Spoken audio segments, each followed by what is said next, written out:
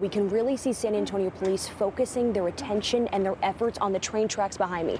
That's because 3 to 4 possible suspects were last seen running along them. And this is all unfolding right now just behind me, so I want you to take a closer look. This is what the decontamination phase looks like. Literally thousands of oyster shells all stacked up in this big pile. The total accidents in 2022 were 781, and that number jumped. We're just past the O'Connor exit, and you can literally see behind me that both the frontage lane and the regular lanes of I-35 are completely blocked. These were pieces of the rocks that drivers actually were hit with when this all happened just hours ago. SAPD reported these 5 vehicles as the most stolen vehicles across the city. District 1 says the plans for a gas station are gone here. Where we are right now on South General McMullen and West Thompson Place is very close to a street we've reported has similar problems.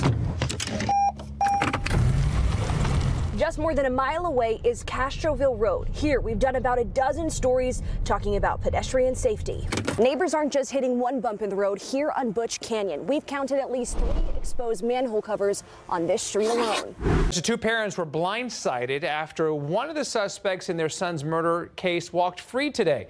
Their son, Matthew Guerra, and his pregnant girlfriend, Savannah Soto, were killed back in 2023. And the woman charged in that case, Mirta Romanos, had her charge dismissed today, and the night team's Avery Everett was there as she left the jail. So Avery, tell us about that moment. Well, we tried to ask Mirta Romanos questions, but she chose to stay silent. Remember, she spent the last 2 years inside of the Bexar County Jail. She was accused of trying to help her son, Christopher Preciado, cover up the murders for Savannah Soto, Matthew Guerra, and their unborn child. But tonight, Romanos is a free woman, and the Guerra family says they're shocked to hear that news. Instead of our family being together for the holidays, it's going to be their murderers that are going to be together for the holidays. This heartbroken family is trying to hold on to what they can. This age-progressed photo shows what Matthew Guerra, Savannah Soto, and their unborn child would have looked like if they were not murdered 2 years ago. It's been a long time. And justice hasn't been served yet. 3 suspects were arrested in connection to the 2023 triple murder. Christopher Preciado, his father Ramon Preciado, and his mother Mirta Romanos. Last 2 years been. How does it feel to be released from jail? On Wednesday, Romanos walked free. How did you hear about the charges being dismissed today? Facebook. I don't have good grounds for continuance. The Bexar County District Attorney's Office dismissed these charges on the same day jury selection for Romanos' trial was set to begin. The judge denied a request from the DA's office to reset this case, so prosecutors turned in paperwork citing the need for further investigation. Romanos was charged with 2 different counts of tampering with evidence and 1 charge of abuse of a human corpse. Are you happy with how the DA's office has handled this case so far? I mean, as far as communication-wise, absolutely not. I felt like we should have been notified from the DA's office to better prep ourselves. You know, this is how we found out Ramon was getting out. You've been away for more than a year. Anything that you want to say? I was also there when Ramon Preciado was let out on bond in February. He still faces charges of abuse of a human corpse and tampering with physical evidence.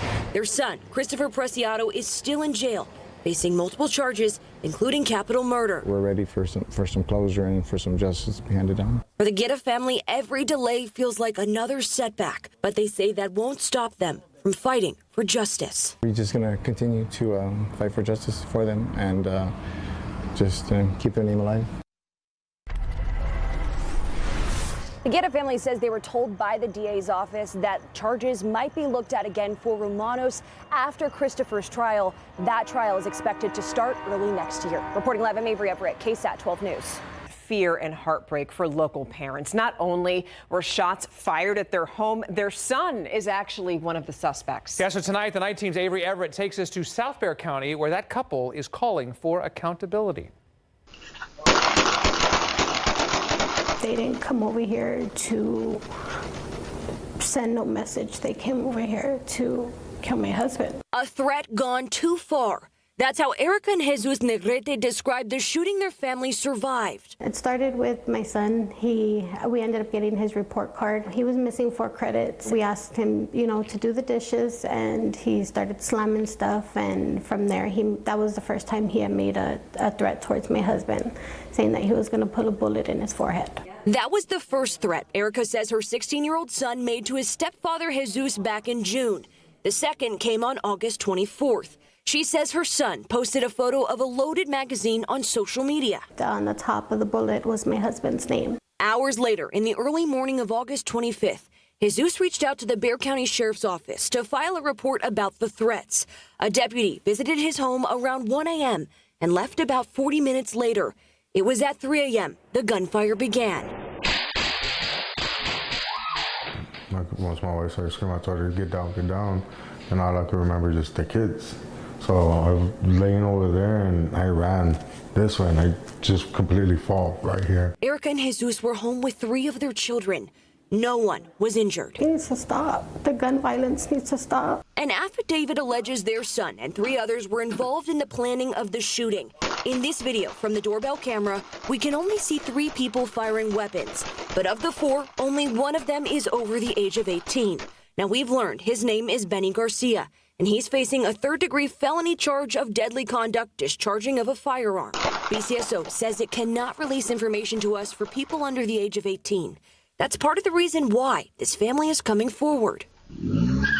They had no remorse that the whole family was inside. The shooting happened almost 2 months ago, but the scars are still here.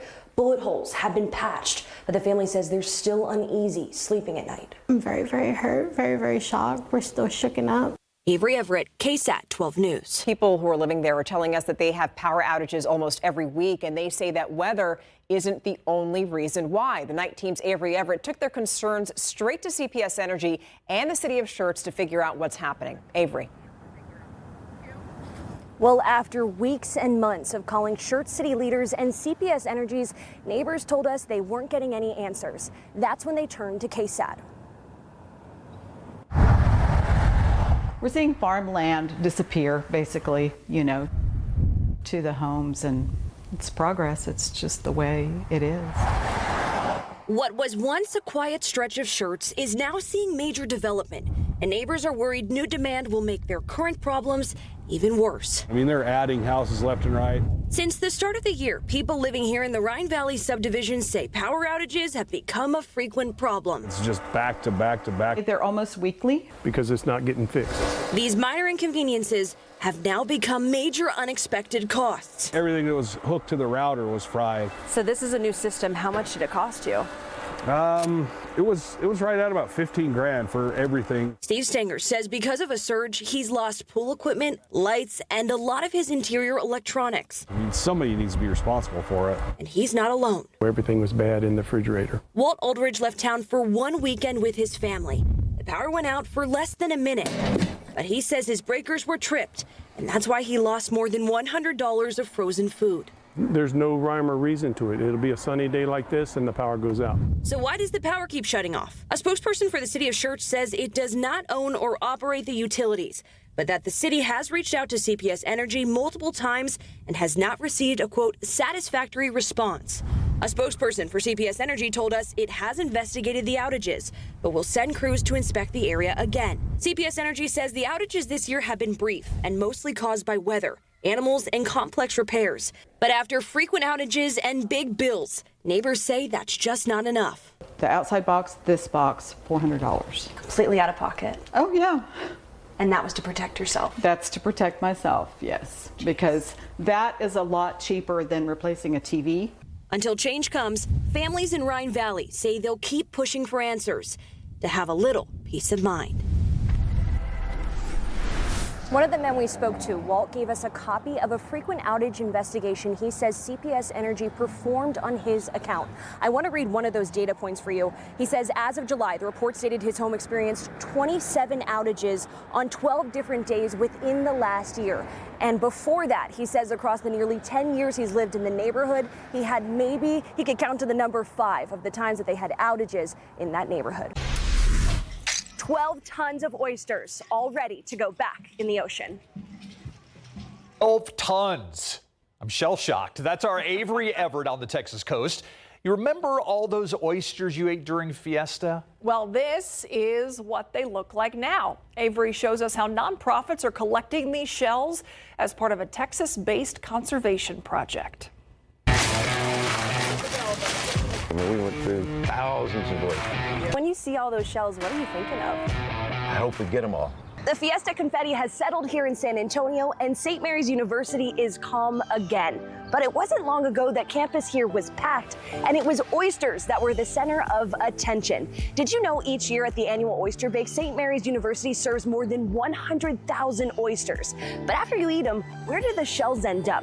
It's actually not the trash, but the answer requires a ride. The shells from the oysters we eat during Fiesta are collected and driven 150 miles down to the coast. This is all part of a restoration project to save the oyster reefs, and it's being led by the Heart Institute out of Texas A&M Corpus Christi. Oyster reefs across the world, the Gulf of Mexico and in Texas, have really seen severe declines. Shell recycling essentially puts that fundamental building block, those shells, back in the water where nature intended it, to allow the process to continue. After being collected, the first stop for these shells is the port of Corpus Christi. This is what the decontamination phase looks like. Literally thousands of oyster shells all stacked up in this big pile, and they're gonna sit here for 6 months. We don't want any bacteria that was on them before to go into the water. Once these shells have sat in the sun for half a year, they're ready to hit the road again. We're back in the car now, and we're headed to St. Charles Bay. That's where the Heart Institute is actually rebuilding this oyster reef. This part of the Texas coast is really ideal for oysters. Oysters begin their lives as tiny larvae, but they need to attach to a hard surface to develop into the oysters we all know and love. That's why it's so important to put these shells back into the bays. And it's the reason volunteers come out here once a year. Okay, Izzy, let's go. Scooping, bagging, and rebuilding Texas's oyster reef. We're creating a living shoreline here. To get enough shells, the Heart Institute partners with more than just festivals. They work with restaurants too. Now, the South Texas Coastal Initiative is trying to add San Antonio businesses to this list. We have 62 restaurants on our target list here in San Antonio. It's a big project y'all are taking on. It is, but it's something that if we get it in place, will be sustainable for hopefully ever. This is a project to preserve Texas's oyster reef. And now San Antonio can be a part of the solution. Avery Everett, KSAT 12 News.